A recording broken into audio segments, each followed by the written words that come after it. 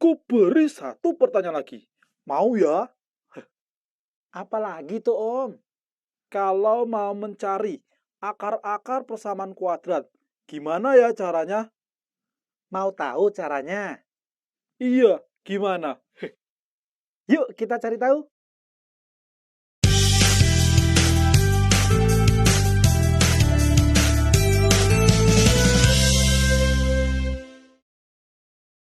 Halo adik-adik, ketemu lagi dengan Kak Riki. Belajar matematika jadi asik. Oke adik-adik, sebelumnya kita sudah tahu ya tentang bentuk umum persamaan kuadrat dan mencari penyelesaian atau akar-akar persamaan kuadrat dengan menguji pilihan jawaban satu persatu. Nah, kalau soalnya bukan merupakan pilihan ganda, terus gimana ya cara mencari akar-akar persamaan kuadrat? Mau tahu caranya? Ya sudah kalau gitu kita bahas ya. Oke adik-adik, sebelum kakak bahas cara mencari akar-akar persamaan kuadrat, kakak mau kasih tahu dulu nih.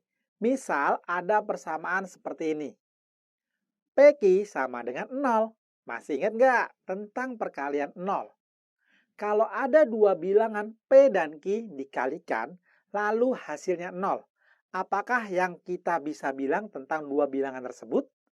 Sederhana ya adik-adik. Salah satu dari mereka pasti 0. Tapi bisa juga dua-duanya. Karena kalau dua-duanya bukan 0, kalau dikalikan nggak mungkin jadi 0.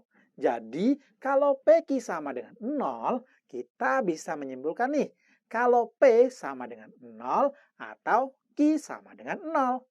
Nah, kalau 3 gimana? P kali Q kali R sama dengan 0. Sama aja ya adik-adik. Salah satu dari P, Q, atau R pasti 0. Bisa lebih dari 1, bisa juga tiga-tiganya 0 semua. Tapi pasti salah satu dari mereka adalah 0. Ingat ya. Jadi kalau PQR sama dengan 0, kita bisa menyimpulkan kalau P sama dengan 0, atau Q sama dengan 0, atau R sama dengan 0. Kalau lebih banyak lagi, gimana? Sama aja ya adik-adik. Tapi untuk persamaan kuadrat, adik-adik hanya perlu yang dua saja ya. Adik-adik, kalian harus paham materi ini ya. Karena bakal dipakai terus nih untuk mencari akar-akar persamaan kuadrat. Nah, untuk lebih jelasnya, kita terapkan yuk. Oke, sekarang kita akan mencari akar-akar persamaan kuadrat dengan cara faktorisasi dengan sifat distributif, yaitu dengan bentuk seperti ini. AX kuadrat ditambah ABX sama dengan 0. Selanjutnya, untuk mencari akar-akarnya, kita bisa faktorkan dulu ya. Nah, faktor dari AX kuadrat yaitu A dikali X dikali X. Dan faktor dari ABX yaitu A dikali B dikali X. Lalu kita lihat nih, faktor persekutuan yang sama dari AX kuadrat dan ABX, yaitu A dan X ya. Sehingga persamaan ini bisa kita tulis menjadi AX dikali dengan X ditambah B sama dengan 0. Ingat sifat yang kita pelajari sebelumnya. Kalau dua bilangan P dan Q ketika dikalikan hasilnya sama dengan 0. Berarti apa? Berarti salah satu dari mereka pasti 0 atau mungkin malah dua-duanya. Berarti karena AX dikali dengan X ditambah B sama dengan 0, jadi salah satu dari AX atau X ditambah B pasti sama dengan 0. Kita tuliskannya begini ya. AX sama dengan 0 atau X ditambah B sama dengan 0. Oke, untuk AX sama dengan 0, kedua ruasnya kita bagi dengan A. Maka AX dibagi dengan A sama dengan 0 dibagi A. Menjadi X sama dengan 0. Sedangkan untuk X ditambah B sama dengan 0, kedua ruasnya kita kurangi dengan B. Maka X ditambah B dikurang B sama dengan 0 dikurang B. Menjadi X sama dengan min B.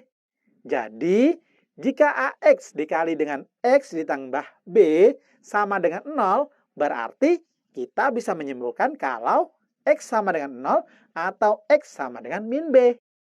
Nah, untuk menunjukkan bahwa ada dua solusi yang mungkin, kita tulis menjadi X1 sama dengan 0 atau X2 sama dengan min B. Jadi, akar-akar untuk persamaan kuadrat AX kuadrat ditambah ABX sama dengan 0 adalah X1 sama dengan 0 atau X2 sama dengan min B. Gimana? Kalian sudah paham kan? Oke, supaya kalian tambah paham, perhatikan contoh soal berikut ini ya. Akar-akar dari persamaan 10x kuadrat ditambah 15x sama dengan 0 adalah berapa ya? Oke, untuk mencari akar-akarnya, pertama kita cari faktor dari 10x kuadrat dan 15x ya. Untuk 10x kuadrat, faktornya yaitu 2 dikali 5 dikali x dikali x. Lalu faktor dari 15x yaitu 3 dikali 5 dikali x. Lihat ya, faktor persekutuan yang sama yaitu 5 dan x. Maka persamaan ini bisa kita tulis menjadi 5x dikali dengan 2x ditambah 3 sama dengan 0. Sama lagi ya, seperti tadi. Ada dua bilangan dikalikan yang hasilnya 0. Berarti salah satu dari mereka pasti 0. Berarti 5x sama dengan 0 atau 2x ditambah 3 sama dengan 0. Untuk 5x sama dengan 0, kedua ruasnya kita bagi dengan 5 ya. Maka 5x dibagi 5 sama dengan 0 dibagi 5 menjadi X sama dengan 0. Dan bisa kita tulis sebagai X1 sama dengan 0. Lalu, untuk 2X ditambah 3 sama dengan 0, kedua ruasnya kita kurangi dengan 3 ya. Maka 2X ditambah 3, lalu dikurangi 3 sama dengan 0 dikurang 3. Menjadi 2X sama dengan min 3. Selanjutnya, kedua ruasnya kita bagi dengan 2. Maka 2x dibagi 2 sama dengan min 3 dibagi 2 menjadi x sama dengan min 3 per 2. Dan bisa kita tulis sebagai x2 sama dengan min 3 per 2. Oke, sekarang kita uji dulu ya. Apa benar sih 0 dan min 3 per 2 adalah akar-akar dari persamaan kuadrat ini? Oke, kita mulai dari x sama dengan 0 ya. Lalu kita ganti nih, nilai variabel x-nya dengan 0 ya. Maka 10 dikali 0 kuadrat ditambah 15 dikali 0. Sama dengan berapa ya? Sama dengan 0 ya. Wah, berarti nilai x sama dengan 0 ini adalah benar akar dari persamaan kuadrat ini. Oke, sekarang kita uji nilai x sama dengan min 3 per 2 ya. Maka hasilnya seperti ini. Wah, nilai x sama dengan min 3 per 2 adalah benar. Adalah akar dari persamaan kuadrat ini juga. Jadi, akar-akar persamaan 10x kuadrat ditambah 15x sama dengan 0 adalah 0 dan min 3 per 2 ya. Gimana? Gampang kan? Oke adik-adik, barusan kita mempelajari tentang cara mencari akar-akar persamaan kuadrat dengan cara faktorisasi dengan sifat distributif. Nah, supaya kalian tambah paham lagi, setelah ini kalian kerjakan ya soal-soal latihannya dengan cara yang telah kakak ajarkan. Tetap semangat, kita ketemu lagi di video selanjutnya. Dadah!